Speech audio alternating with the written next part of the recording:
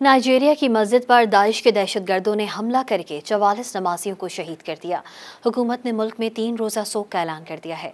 फ्रांसीसी खबर रसां इदारे AFP के मुताबिक वजारत दाखिला ने सरकारी टेलीविजन पर नशर होने वाले एक बयान में कहा कि दाइश इन ग्रेटर सहारा के दहशतगर्दों ने बर्किना फासो और माली की सरहदों के करीब नाइजीरिया के कस्बे को कोरो के फेम्बेतिया क्वार्टर में एक मस्जिद पर वहशियाना हमला किया और 44 नमाजियों को शहीद और 13 को जख्मी कर दिया। हमला गुज़िश्ता रोज़ नमाज जुम्मा के मौके पर किया गया। बयान में कहा गया है कि भारी हथियारों से लैस दहशतगर्दों ने मस्जिद का मुहासरा किया और बेरहमी से कत्ले आम किया। हमलावरों ने एक मकामी बाजार और घरों को भी आग लगा दी। वजारत दाखिला ने कहा है कि मुजरिमों का जल्द अज जल्द सुराग लगाकर उनके खिलाफ मुकदमा चलाया जाएगा।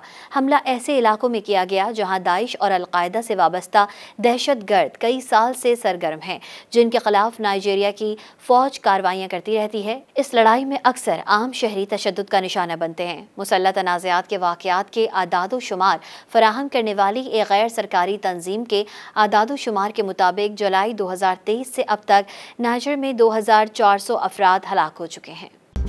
मज़ीद न्यूज़ अपडेट्स और डिजिटल स्टोरीज के लिए सब्सक्राइब करें डॉन न्यूज़ पाकिस्तान।